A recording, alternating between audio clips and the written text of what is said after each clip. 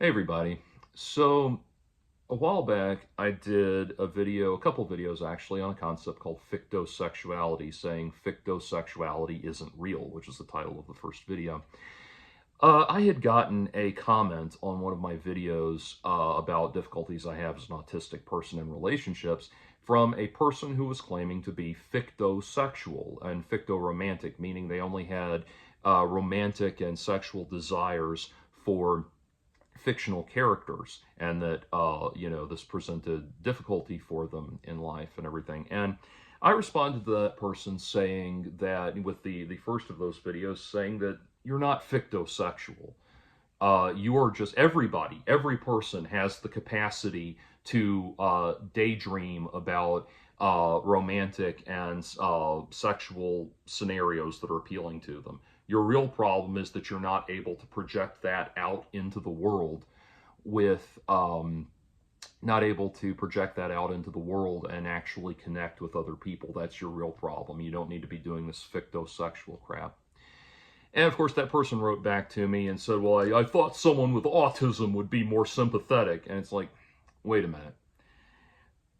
Somehow, a few years ago, for some reason, and I don't totally get it, but we all decided, or it was decided for us, that the LGBT community and autistic people and furries and assorted attention-hungry identity politics goofballs were all going to be shoved together in the same camp. We were all part of this rainbow-colored Care Bears and Candyland eternal childhood puffball magical Saturday morning cartoon utopia.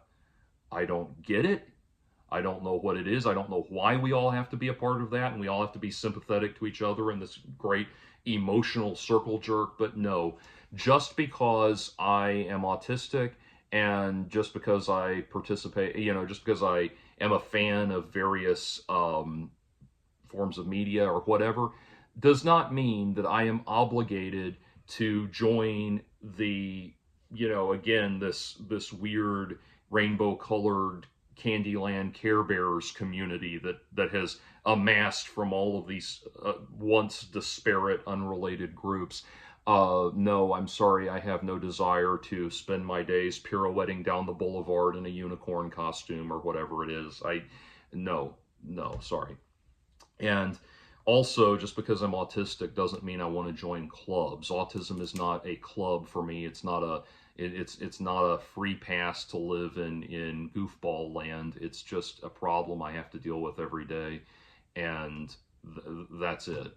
I mean, it is a problem, and that's why I don't like this current thing of saying that, autism's not a problem. It's just a different way to, a different way of seeing the world. Yeah, I get your different way of seeing the world right here. Anyway, so there's all of that. And of course, the thing is, I investigated a little bit into fictosexuality and all that. What this guy told me up front was, of course, we don't think of course, fictosexuals don't think they're really in relationships. And then, of course, as soon as they say something like that, you can go find a laundry list of like 50,000, a lot of people. You can find a whole bunch of people that actually do think that they're in relationships with fictional characters and that sort of thing. And at that point, you have to say, look, this is not a sexuality. This is a mental health crisis and the outgrowth of a very unaddressed mental health crisis. And so, no, I will not be setting out an extra chair at the table because you brought Wilma Flintstone as your plus one. No, I'm not. We're not going there. And so I got this message from somebody who said, I'd like to provide a little, this is someone, Crafting Manager TV, as the person says, I'd like to provide a little update on this topic. It's important to recognize that just because you don't personally experience something doesn't mean others don't. Imagine telling someone 5,000 years ago that you're gay or lesbian. They might have called you delusional or pathetic. The same logic applies to the concept of fictosexuality.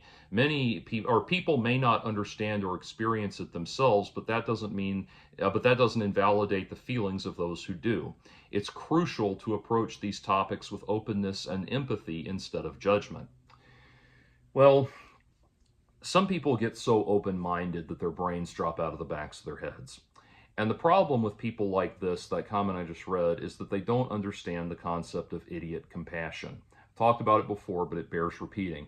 Idiot compassion is a Tibetan Buddhist concept where that refers to the tendency of people to think that they're helping somebody by reinforcing that person's worst behavior and worst tendencies and most self-destructive and harmful tendencies. So, for example, it is, if your friend has a severe drinking problem, it is compassionate to put together an intervention and tell them they need help.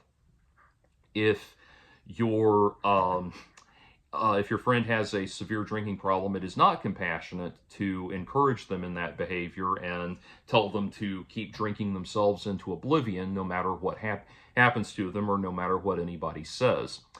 This is a lesson that is lost on a wide swath of the identity politics world that seems to think that any reproach or rebuke of their nonsense arguments or ideas, no matter how ridiculous, is somehow mistreatment of them, and that it's important to be compassionate, etc., etc. So I want to, as far as the fictosexual idea to this person, I want to lay something on you. I've talked about on this channel a person I used to know personally. I have not talked to him for many years for reasons that will be obvious, but is a man who has been stalking the same woman for almost 25 years. They first met when he was 45 and she was dramatically younger, an adult to be sure, but dramatically younger. So much younger that it's wholly unrealistic to think they would ever be people that far apart would be in a relationship. And so he has convinced himself that God has told him, God has told him that she will be his wife one day, and nothing will ever change that belief for him. His entire family wants nothing to do with him. His parents cut him out of their will, and disowned him completely. His surviving family wants nothing to do with him. He has 2 nieces that he's no longer allowed to have contact with. He has spent a significant amount of time in jail because of his stalking of this woman. He has violated multiple restraining orders that have been taken out against him because by this woman. And yet, he firmly believes with the most unshakable certainty that God has promised that she will be his wife one day. Now, I ask you, what is compassion towards that man? What does compassion look like for him?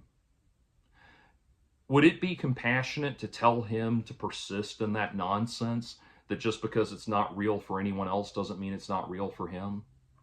Or is this a severely disturbed individual who needs real help and needs real psychological help and care? Compassion is telling that man to get help with his obsession, his very unhealthy obsession. It's not being open to the totally delusional idea, this totally delusional idea. And, you could say on some level that God made, you could ask on a large, broad scale philosophical level, you could say, well, what if God really has spoken to him about this? What then? And believe it or not, one of the reasons I stopped trying to convince him, I used to know this guy, and one of the reasons I stopped trying to convince him to get help was I got tired of hearing from people who were saying exactly that. What if God really has shown him something? You can't prove that he hasn't. And it's like, okay, if God is if God is behind him on this, then the only thing that would prove is that God was a complete and total asshole. It's the same thing I say to people who think God is behind Donald Trump. And this guy thinks God is behind Donald Trump, by the way. You know, it is not compassionate or helpful to that guy to tell him that, to encourage him in that, especially when there's another person involved who is suffering because of his actions.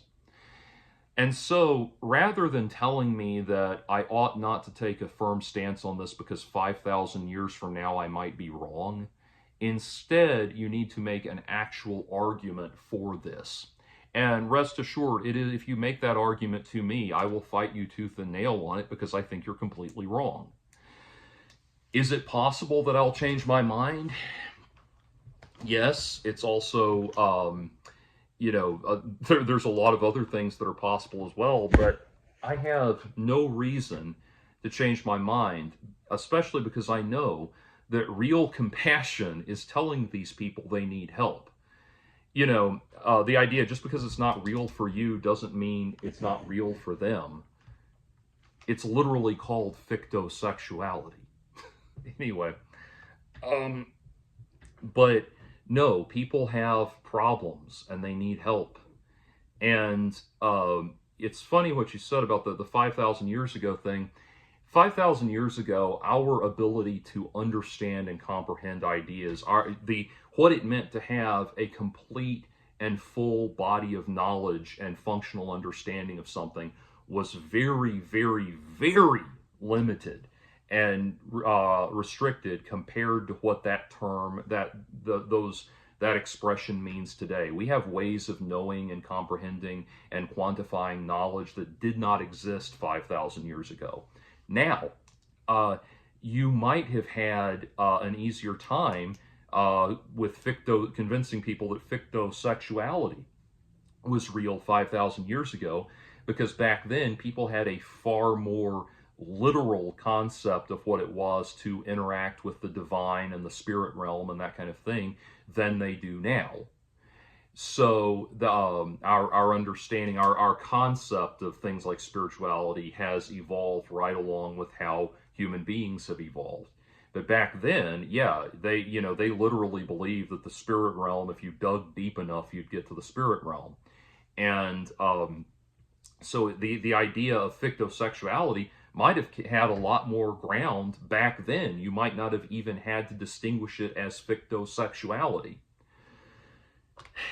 But that's ultimately what happens. And see, the thing is, with these identity politics type things, you don't understand when the problem is not that I lack empathy or compassion or understanding. It's when you don't understand when those things are not appropriate.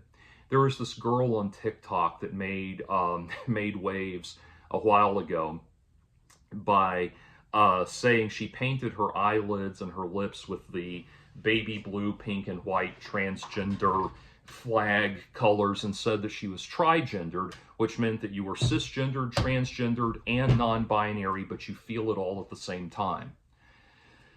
I'm sure she has some kind of concept in her mind about what all of that meant, and what, some kind of personal certainty that made all of that make sense to her.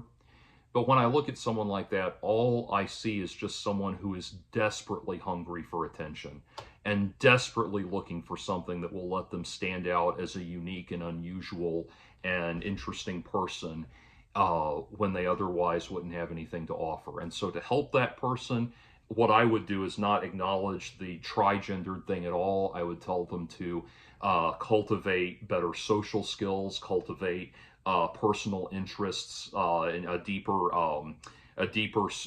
level of personal interests and personal development that would make them more interesting to themselves and more interesting to other people. That kind of thing. I would never tell them they were trigendered. That's asinine. And we are creating a real problem by telling people that their every mental hang-up and difficulty is actually some sort of wonderful, magical little character type that makes them special and that they should celebrate. Again, that's why I don't think of autism as some sort of, wonderful, magical way of viewing the world.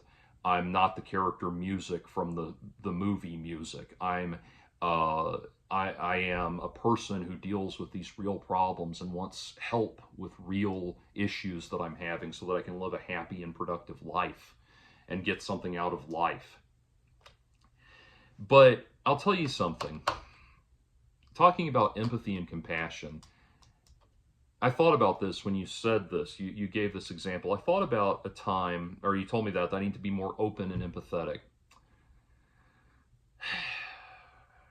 There's a time when I was surfing on one of these dating apps. It was one of the hookup apps where you're swiping, like Tinder or something like that. I'm swiping.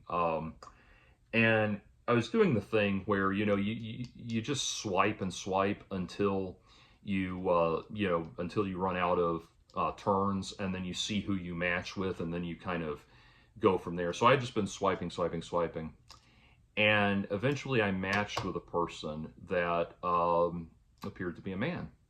And I had been encountering this a lot lately, like on various dating apps and dating websites and everything. Men would reach out to me, and I'm not talking about, I'm not talking about situations where you would see somebody that's, I'm not saying somebody that was a trans woman. I'm talking about like men who looked like men, looked like George Costanza type men were reaching out to me.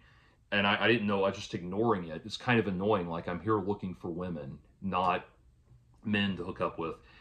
And so I matched with this person because I was doing the swipey thing. And I stopped a minute and I messaged this guy and I said, look, I said on my page, I'm looking for women. Why would you bother swiping on me or trying to hook up with me or anything? This is not what I'm looking for. And the person responded with, I was born with a vagina. And so that's what they responded with. And immediately my heart broke for this person. My heart went out to this person because my feeling was the immediate automatic feeling I got was, this person that I was looking at, had a beard and hairy arms and legs and all of that stuff and all of the visual accoutrements, outer accoutrements of being a man. My immediate response was, this is a woman who has permanently altered her body in such a way that she will have to look like a man for the rest of her life. And she would like to have relationships, at least at the sexual level, have relations with men. And she has severely hurt her ability to do that because it's not just having a vagina that most men find attractive. It's the whole package of primary and secondary sexual characteristics of womanhood that men are attracted to.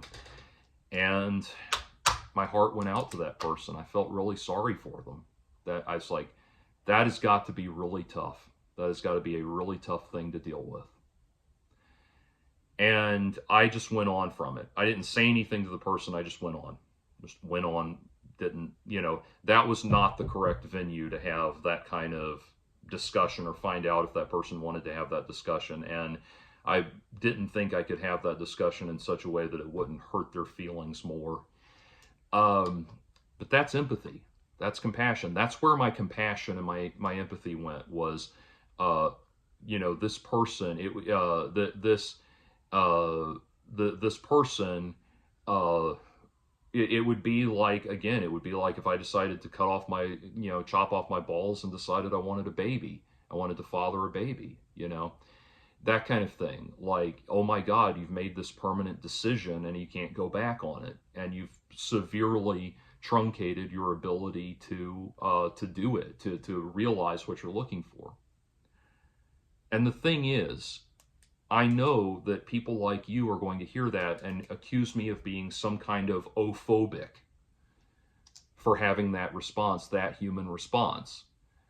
But I know I know in my heart what is real for me, and you can't tell me it's not, that is the correct compassionate response. That is the non-idiot compassion response to that.